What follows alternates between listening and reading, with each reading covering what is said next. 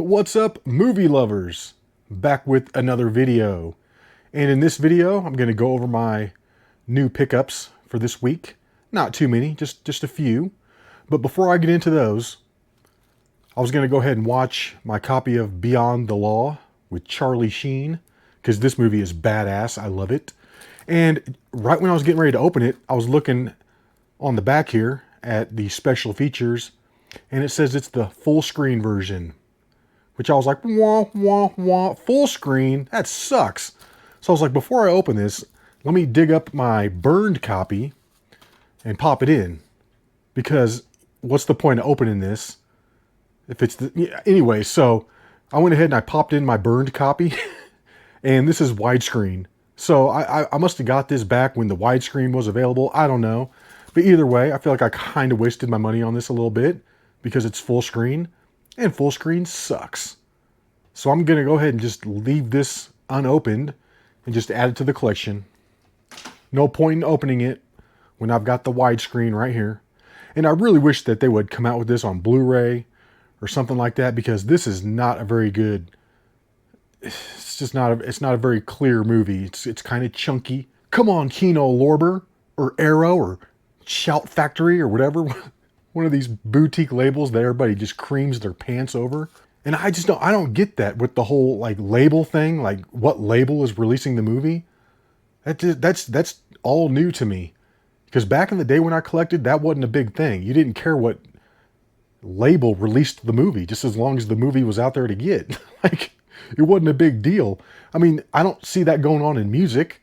I'm not like, oh, cool, a new Metal Blade release. We got to get all the titles from Metal Blade or Def Jam Records or something. Like, who cares who's releasing the movie? But man, some of these other collecting channels, that's a big deal to them. It's like they got to have, the new Vinegar Syndrome release. It's like the label releasing the movie is more important than the actual movie. Because I see these people getting all excited about these movies that aren't that great just because one of their favorite boutique labels is releasing it. Like Inner Space. Inner Space is popular now? Wow, okay, well, whatever. But anyways, so after I got done watching my copy of Beyond the Law, that got me on a Charlie Sheen kick. Because I used to not like him when I was a kid. However, though, I kind of like him a little more these days. So I dug up some other Charlie Sheen movies out of my burned collection, because I've got quite a few. You're like, you got all these burned movies. Yeah, I've probably got over 10,000 burned movies. I mean, I've got a ridiculous amount. Just a ridiculous amount. And aren't you afraid someone's going to bust you for having all those or something? Well, let me just tell you, back when I had my house in Kansas City, I had a guy shot and killed on my lawn. Another reason why I'll never move to a ghetto black neighborhood again, because it was nothing but crime and gunshots and people getting killed on my lawn, and I got robbed on Martin Luther King Day. Yeah, it wasn't a fun time living there for like less than 4 years. So, over here in Colorado, haven't had any of those problems. But yeah, when that guy got shot and killed on my lawn, got shot in the face 5 times, bam, bam, bam. And the cops thought that I had done it because he was on my lawn. So they talked me into searching my house. I was like, go ahead, search it. I was like, you're not going to find any pistols or anything in there. I don't have that. I was like, I got a shotgun, but I don't have a smoking pistol with gunpowder on my hands or anything like that. They went through my house, they searched it, and it was like straight out of a movie. They just go through and they just tear everything up. When I finally got to re-enter my house, it looked like a tornado had gone through there. My bed was all crooked, the mattress was all crooked, all my couch cushions were all flipped up. Drawers were open with stuff just hanging out of it. I mean, it was ridiculous. It looks like I got ransacked. But the cops were like, dude, you got a lot of movies. Like, you got a lot of movies down there. And I was like, yeah, I know. So they don't care. Nobody cares. So I started digging up some other of my old school favorite Charlie Sheen movies that people might not have even heard of before. But there's this one, I remember seeing it way back, I think on like HBO or something. And I could have sworn back then it was called The Fireman. I could have swore it was called The Fireman with Charlie Sheen. It looked like some like straight to DVD or like, straight to home. They didn't have DVDs back then. This is like 97. But it looked like one of those straight to home video type movies. Like, I don't think it ever had a theatrical release. And it was called The Fireman. I could swear it was called The Fireman. And it just always cracked me up because Charlie Sheen played this like hero fireman that had saved this little baby out of a burning house, and he came out with the baby, and he got all these, all these awards and everything. He was up on billboards. Everybody knew his name because he was like the hero firefighter that saved this little kid and stuff. But it turns out he's like a complete psycho. And he cracked me up. Like the neighborhood kids are outside playing with the hose, and he walks over and he's like, "Turn it off. Turn it off." He's like, "Water is sacred. It shouldn't be wasted." I remember that scene, him telling him that like water is precious. He's like, "Yeah, water's precious. Shouldn't waste it." And the mom's like, "Oh my God, will you just leave right now? Just leave. You're scaring my children. Run, go in the house." God, I hate the wife in that. the neighbor's wife. She's so annoying. But yeah, the movie is kind of funny. It's almost like a Falling Down with Michael Douglas, where he just snaps. Just all this stuff keeps happening to him, and he just snaps. It's kind of like that, but not really. It takes place over this one day, and he's just like this psychotic fireman. It's so funny too, because later in the day, the kids are flying this like remote control plane around, and they crash it through his window where he's sleeping, and they, just fly it right through his window. And they're like, "Oh shit, we effed up now. He's really going to be pissed about this stuff." So he's just tormenting this family next to him, which is, I think it's hilarious. I can't stand the end. I cannot stand the end of that movie. I just want to turn it off before the end, because he plays a guy named Lyle Wilder. It's so funny. Yeah, so I like that movie. However, now it's called Under Pressure. It's not called The Fireman. It's called Under Pressure. And it's also known as A Bad Day on the Block. So I'm like, that's crazy. But yeah, in that movie, he doesn't go by Charlie Sheen. He's Charles Sheen. He's more classy. A little more classy in that one. Charles Sheen. But yeah, I got that one burned in my collection, Under Pressure. So I dug it up and I watched it. Like I said, it was entertaining. He's such a psycho in that movie. He's just, I don't know. It's just, you got to see it. You got to see it. I like it. I think it's another good Charlie Sheen performance. Excuse me, Charles Sheen. And then lastly, I watched The Arrival from 1996. You guys may have heard of this one. It's got Ron Silver in it. The guy from Time Cop, Ron Silver. I'm just going to say, no stereotypes were harmed in the making of this movie. Oh my God. His neighbor, the little degenerate black kid that comes over. I mean, it's like, dude, could you make this kid any dumber? So what this do? He get like, Charlie Sheen gives him the camera. "Oh, dang, is this a video game? How do I turn it on?" Like, dude, you're an idiot. They made you so dumb acting. His hat, he wears his hat like this the whole time. Stupid ass kid. Anyways, though, it's an okay movie. I don't think it's as good as Beyond the Law or Under Pressure, aka A Bad Day on the Block, aka The Fireman. It's not as good as those, but it's okay. It's all right. My favorite line from The Arrival is he shows up after running from the cops and stuff. He just escaped Mexico. Cops are looking for him. He goes to confront Ron Silver. He's like, "You look terrible." He's like, "Actually, I look like a can of smashed assholes right now." I was like, oh my God. I always remember that line too. I look like a can of smashed assholes. So I've used that one a few times in my life. Kind of funny. But yeah, so, I like some old school Charlie Sheen. He's pretty good. He's just got that it factor. He's just entertaining. I don't know. But anyways, let's get into today's pickups. I went out, I hit up the little circuit of the thrift store, Barnes & Noble, and then the Goodwill store. And I'm going to say the only place that had anything worth buying was the Ark thrift store. Even though for a thrift store, they're a little expensive. It's a little annoying. Their DVDs are like $2.99 and their Blu-rays are like $4.50, which I think is like twice as much as they should be. However, though, they've got a massive selection there. I mean, every time I go in there, the selection is just keeps getting bigger and bigger. So at first I went and I looked at the I did pick up one Blu-ray. We'll get to that last.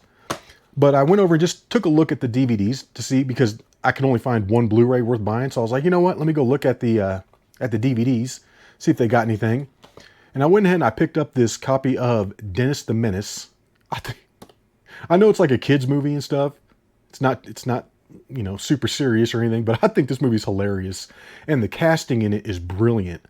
That little kid plays a great Dennis the Menace, and Walter Matthau as Mr. Wilson, phenomenal. Mr. Wilson's wife, Miss Wilson, she's good too. Plus it's got Christopher Lloyd. He's funny. Yeah, I just enjoy this movie. So, like I said, I know it's like made for kids and stuff, but I find it highly entertaining. And I almost got this the week before. I almost picked it up. The cover is a little pushed in right here. I put it in a new DVD case just to spruce it up a little bit. But the disc looked pretty good. It looked like it just had a bunch of fingerprints on it. However, when I came home and I was trying to wipe the fingerprints off, I don't know. This might be the early stages of disc rot here. I don't know. It looks kind of cloudy under there. To me, it looks like just fingerprints. They're only on like one half of the disc. They're all like right here. But it's just kind of like fingerprinty looking cloudy. But I can't tell what that is. That might be the dreaded disc rot. Which it is. If it is, I'm going to be kind of bummed about that. I don't want disc rot. So far, I've only found one burned movie out of my like 10,000 burned movies that has disc rot. And the whole bottom of the disc is all cloudy. It's like not shiny anymore. It's all cloudy looking. So I'm not sure. I haven't played this yet. I might watch this tonight. But I'm hoping it's not a big deal. And I can watch this. I've got this in my burned collection as well. I just wanted to own it. Because like I said, I think it's a funny movie.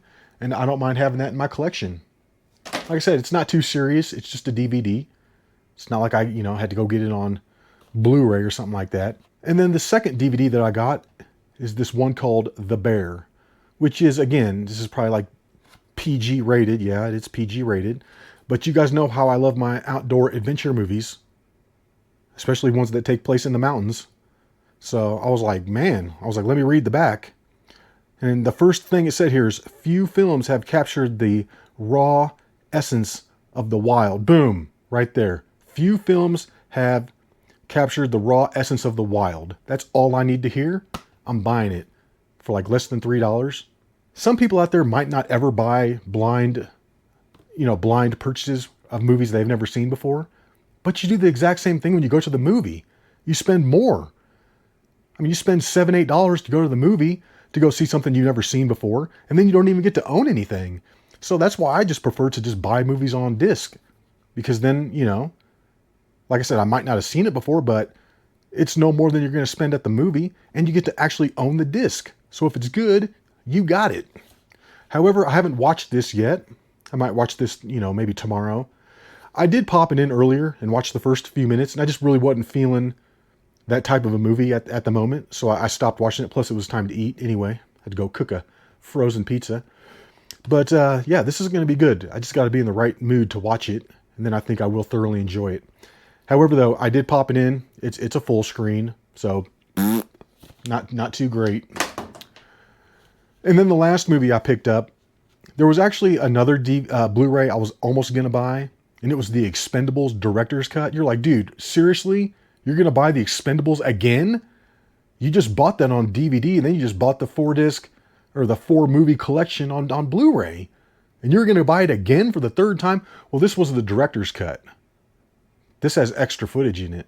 Then I was like, you know what? That'd be dumb. I just watched the Expendables literally yesterday. I watched my Blu-ray version, which looked great.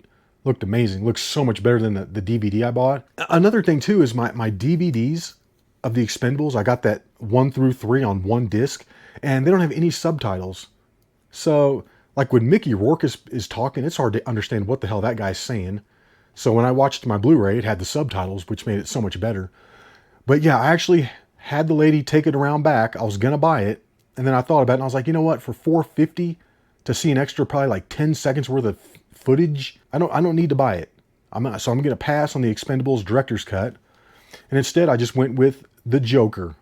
Again, this is another blind buy. I had never seen this before. I remember when it came out, it was really popular, and there was a lot of talk about it. And I tried to just avoid ever like hearing anything about it. I'd see scenes of it come up on YouTube, and I never watch them because I didn't want to know. Because I was like, maybe one day I might want to watch that. and I don't want to have it spoiled. So I tried to avoid anything. I just knew it made like a ton of money in the theaters. Like, what, like 2 billion or over a billion? Some crazy amount it made. So, and I'm not gonna lie, guys, this is as close as I'm ever gonna get to buying a superhero movie. This right here, this is as close as I'm gonna get. I don't enjoy those Batman, Superman, Avengers movies, Iron Man, Spider-Man. Hell, get out with all that. Maybe if I was like 13 years old or something, I might like those a little more, but I don't like them. I don't like them at all. I think the CGI looks like something out of a PlayStation 2 game half the time. Just terrible looking CGI. I just can't get into them. I can't get into all those Avengers and Marvels movies and all that kind of stuff. So like I said, this is as close as I'm ever going to get to buying superhero movies. Okay, I take that back. I might go back and buy the old school Batman and Supermans from like the 80s and the 90s. I do like those. And I know they do have a big massive set that has like 9 movies in it. You can get it on Blu-ray and it's really not that expensive. So I might get that one of these days. But for now, I'm just going to go with the Joker. And from my expectations of what I was thinking this was going to be, I would say it pretty much met my expectations. It really wasn't better than I thought it was going to be. It really wasn't worse than I thought it was going to be. This is about what I expected. But I'm going to say Joaquin Phoenix is a complete nut. Man, he makes this movie good. If it wasn't for Joaquin Phoenix acting like a crazy person with that laugh, this thing would have bombed. I think it would have bombed. And it was a good movie, well done, excellent performance by Joaquin Phoenix. It's just that the leftist slant that they had to include in this movie really kind of annoyed me. They always have to have that leftist Hollywood propaganda stuffed into all these newer movies. So annoying. I could just tell when those 3 white guys were on the subway. I was like, yeah, he's going to kill these guys. I already know it. I already know he's going to kill these guys because you got to make the white guy the bad guy. The white guy's always got to be the bad guy. And then to make them 3 rich businessmen that were terrorizing people on the subway. When has that ever happened in history? What, maybe like one time? So ridiculous, so stupid. And I couldn't stand the whole storyline of, rich white men are like the evil people. They're the worst people on earth because they're rich and they're white. And we got to get these rich people. Let's all go protest in the street to get these rich people out here. It's like, what is this taking place in Minneapolis or something? What is this crap? What, you hate them because they got money and you don't? What, you want them to pay for all your free shit? Total leftist propaganda throughout the whole movie. It was kind of annoying. When I saw that Robert De Niro was in it, I was like, that kind of sucks. I don't really like that guy too much. He's kind of a douchebag in real life. Actually, he's a major douchebag in real life. Yeah, I loved at the end when he got his brains blown out. I was like, yes! Yes! That was totally worth sitting through this movie just to watch De Niro get blasted in the face. That was great. Excellent scene right there. Could you imagine seeing something like that on live TV? Some guy acting crazy like the Joker coming out saying all these crazy things that he killed 3 people, admitting that on TV, and then blowing the host away like that. Oh man, could you see Colbert or something getting just smoked on live TV? Woohoo! Kimmel, Jimmy Kimmel, bam, dude. So yeah, I was loving that. I was loving that last scene. That was awesome. But yeah, so this movie wasn't bad. I don't know if I'm going to be watching it again anytime soon. But for $4.50, it was worth it, I guess. This has the DVD as well. So this is the Blu-ray and the DVD. And both of these discs were like totally mint condition. Didn't look like anybody even had touched them before. So that was worth it. Yeah, and then when I was up at Barnes & Noble, I was going to get John Wick Chapter 4 because they had it on the 50% off rack. And it's like they had 2 price tags on it. They had like one price tag that said $14.99 and then another like sticker over it that said $9.99. So I'm like, cool, if it's 50% off the $9.99, I'll spend $5 to get Chapter 4. That way I'll have 1 through 4. I'm probably not going to mess with getting Ballerina. That looks stupid to me. Just like in the Mad Max, I'm not getting Furiosa. That looks stupid too. Like, why do we have to like take these feminist movies? I don't get it. So anyway, so I was going to get Part 4 just to complete my 1 through 4. But then I get up there and the guy wanted to charge me $7.50. He was trying to only take 50% off the $14.99 price. I'm like, dude, it says $9.99 right there. He's like, yeah, but let's ring it up at $7.50. was like, well, then I pass. No, I don't need it. Not that big of a deal. I'm not spending $7.50 for a John Wick DVD. Man, I'm telling you, Barnes & Noble, they're either incredibly expensive on things or they're real cheap. Like, I wish I was a Transformer fan. I wish I liked those Transformer movies because they had the Blu-ray set, movies 1 through 4, for $9.99. All 4 Blu-rays. I was like, dang, like this big fat box set. I was like, that's a good deal. I was like, but I don't like Transformers. I was like, I'm not going to get it. But then other movies, crazy, like $42.99 for just the Blu-ray of some certain movies. I was like, damn, $42.99? What is this from Kino Lorber? Or Arrow? Or Vinegar Syndrome? Or is it the beloved Criterion Collection? My God, who's putting this out? Why is this so expensive? Just so crazy, man. So I didn't get anything from Barnes & Noble. Went over to Goodwill.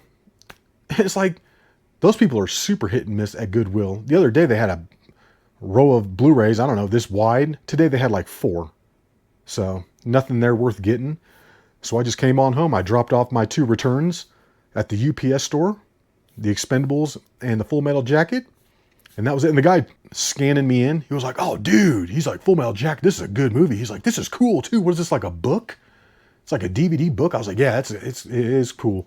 I was like, the only reason I'm returning it is because the corners are all bent in. He's like, oh, yeah. It's like, I see that. He's like, yeah, the corners are bent in. I was like, man. I was like, that is a good movie, though. I was like, that could be a documentary about war. He's like, I know. So he was cool. We had a little moment there, bonding over Full Metal Jacket. But anyways, guys, that's all I've got for this video. Like I said, not too big of a pickup. Hopefully I can find some more stuff next week. And like I said, I still got that big credit sitting there on Amazon.